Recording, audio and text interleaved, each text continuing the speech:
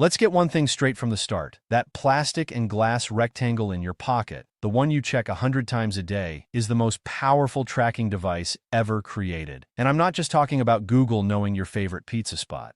I'm talking about a silent, pervasive form of surveillance that happens in the background of our daily commutes, our road trips, and yes, especially our journeys through airports. And it's being used by law enforcement at a scale that would stun most ordinary citizens. We've been conditioned to think of a warrant as that sacred piece of paper, the cornerstone of the Fourth Amendment, the thing that stands between us and the overreach of the state. But what if I told you that warrant is being rendered obsolete, not by some shadowy hack, but through a combination of outdated laws, clever legal maneuvering, and our own willingness to carry the very tool that makes it all possible? The reality is, police are tracking your phone's every move, building a precise map of your life. And they're doing it for vast stretches of time, often without ever going near a judge. The how is less about super technology and more about a systemic, quiet erosion of the privacy we all assume we still have. So, let me ask you this directly, and I genuinely want to know your thoughts down in the comments.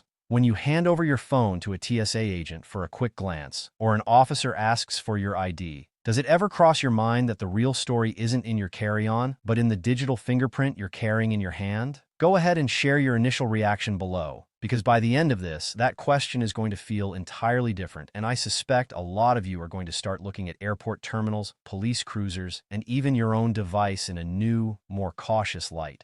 I want you to picture a typical scene. You're driving to visit family a few states over. You've got your phone mounted on the dash, Waze guiding you around traffic. Unbeknownst to you, a local police department has deployed a device no bigger than a briefcase, often called a stingray or IMSI catcher. This device mimics a legitimate cell phone tower. To your phone, it looks like the best, strongest signal in the area. Your phone, doing what it's designed to do, connects to it automatically. In that instant, the device pings your phone's unique identifier, its IMSI number, and can often glean its location. They might be targeting a suspect in the area, but in doing so, they're scooping up the data of hundreds, maybe thousands of phones in the vicinity, yours included.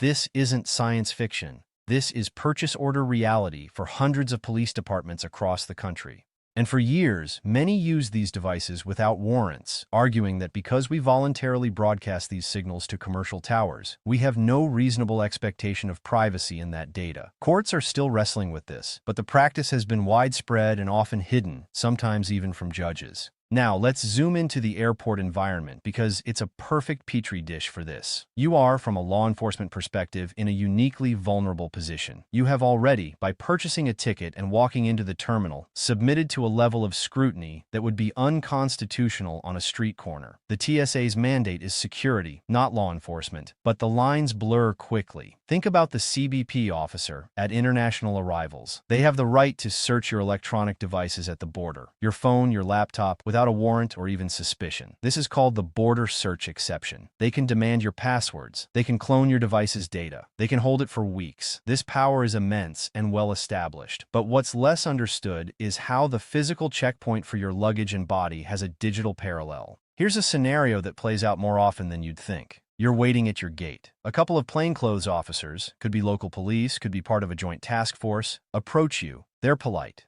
They ask if you wouldn't mind answering a few questions. They might show a badge. Most people, conditioned to be compliant, especially in the tense environment of an airport, say yes. They ask about your travel. They ask if they can see your ID. They ask if that's your phone on the seat next to you. And then, the kicker.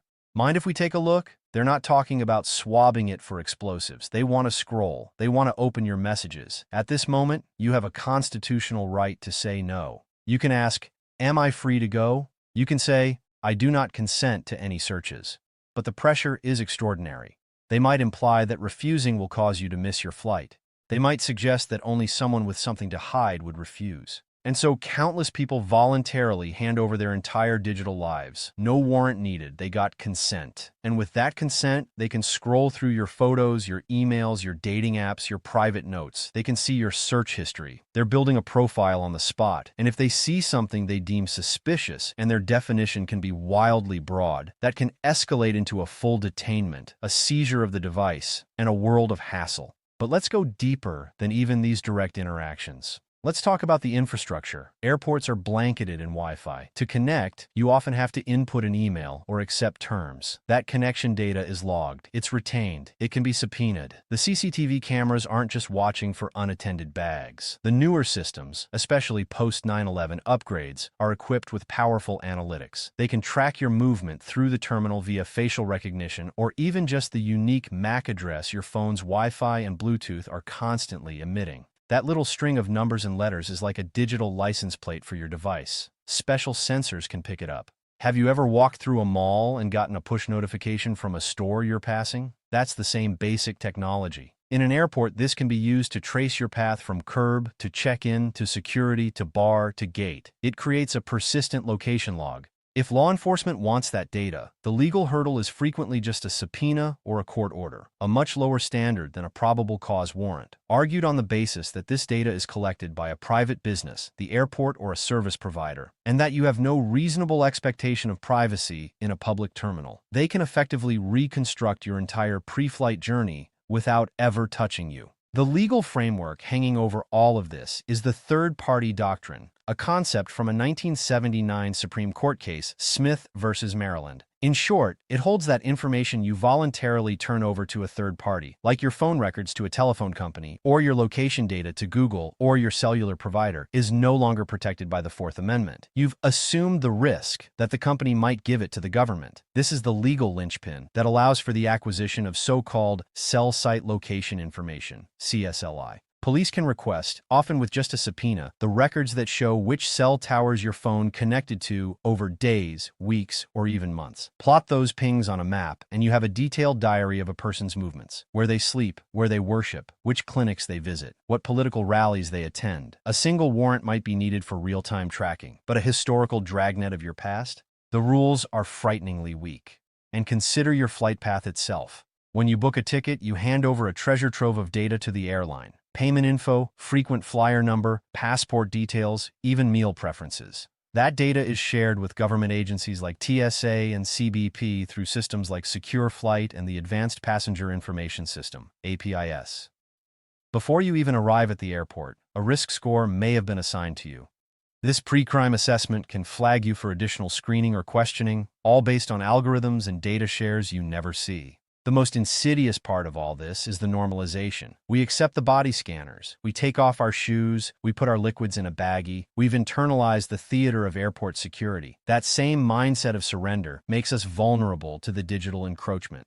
We think, I have nothing to hide, so we comply. But privacy isn't about hiding wrongdoing. It's about autonomy.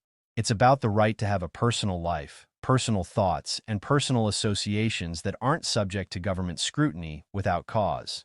When police can track a phone for weeks without a warrant, they're not investigating a crime. They're fishing.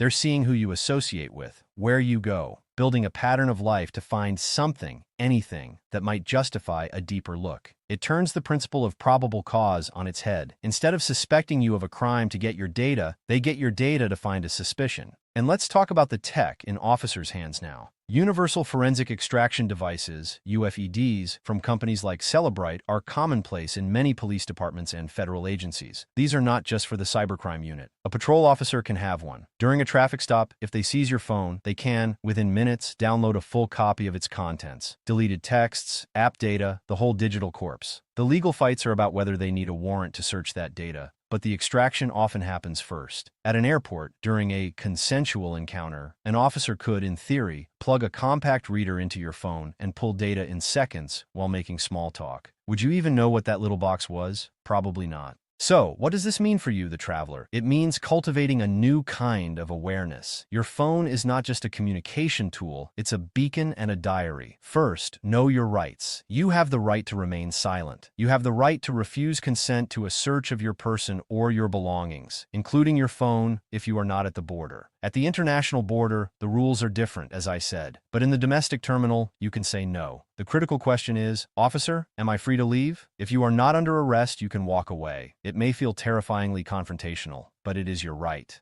Second, consider your digital hygiene. Use a strong passcode, not a fingerprint or Face ID. Biometrics can be legally compelled in some jurisdictions. A passcode cannot, thanks to Fifth Amendment protections against self-incrimination. Before you travel, Think about what's on your device. Does your work email contain sensitive client data? Do you have intimate photos? Do you have political reading material that could be misconstrued? Encrypt your device. Use encrypted messaging apps like Signal. Turn off Wi-Fi and Bluetooth when you're in crowded public spaces like airports to prevent that casual MAC address tracking. It's a small hassle for a significant privacy boost. The larger fight, of course, is legal and political. The Supreme Court has taken some steps. In the landmark 2018 case Carpenter versus United States, the court ruled that the government does generally need a warrant to access historical cell site location information, recognizing the profound privacy implications of such detailed tracking. That was a vital crack in the third-party doctrine. But the decision was narrow. It didn't cover all forms of data, and it didn't abolish the doctrine. The technology continues to sprint ahead of the law. IMSI catchers, facial recognition, AI-driven analytics. These tools are being deployed now, under old legal justifications. We, as a public, have to decide what level of surveillance is compatible with a free society. Is it okay for every movement to be recorded and stored, just in case one day you become a person of interest? The airport is the front line of this debate. It's where we, as citizens, are most acutely aware of the trade-off between security and liberty. We just often miss the silent, digital half of that transaction. Next time you're sitting at your gate watching the planes, look around. See the cameras. See the police presence. See everyone, heads down, glowing rectangles in their hands. The biggest investigation of your life could begin right there. Not with a bang, not with a black bag break-in, but with a polite request, a subpoena to your cellular provider, or a silent, invisible handshake between your phone and a fake tower. It's not about paranoia. It's about understanding the new landscape. The warrant, that old piece of paper, is still a shield, but its coverage is shrinking every day, eroded by signals we can't see and data we casually shed. The question isn't just whether you have something to hide. The question is whether you have a self left that's worth hiding, a private life that belongs solely to you. Once every bit of your movement, association, and curiosity is laid bare on a government server somewhere. That's the real journey we're all on now, and the destination is still very much up in the air.